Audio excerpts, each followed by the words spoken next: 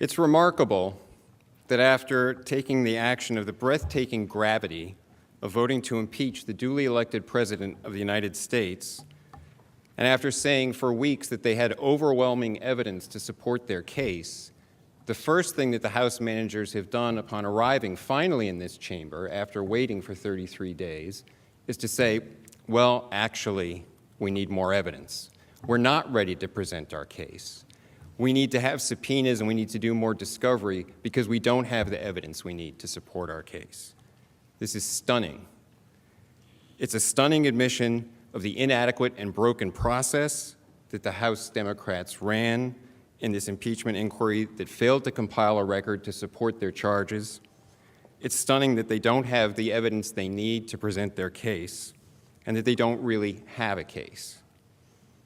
If a litigant showed up in any court in this country on the day of trial and said to the judge, actually, Your Honor, we're not ready to go. We need more discovery. We need to do some more subpoenas. We need to do some more work. They'd be thrown out of court and the lawyers would probably be sanctioned. This is not the sort of proceeding that this body should condone. And we've heard Manager Schiff say several times that we have to have a fair process here. And I was struck by it that at one point he said if you allow only one side to present evidence, the outcome will be predetermined. The outcome will be predetermined. That's exactly what happened in the House. Let's recall that the process they had in the House was one-sided. They locked the president and his lawyers out. There was no due process for the president. They started with secret hearings in the basement. The president couldn't be present by his counsel. He couldn't present evidence. He couldn't cross-examine witnesses. And then there was a second round in public where again they locked the president out. And we've heard they just said that the president had an opportunity to participate.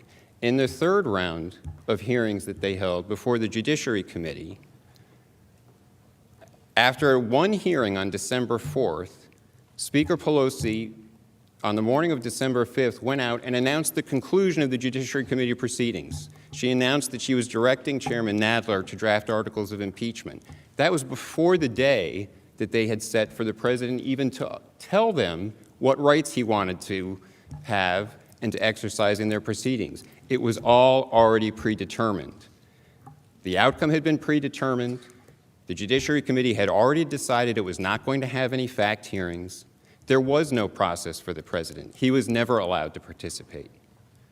So when Chairman Schiff says here that if you only allow one side to present evidence, that predetermines the outcome, that's what they did in the House because they had a predetermined outcome there because it was all one-sided. And for him to lecture this body now on what a fair process would be takes some gall.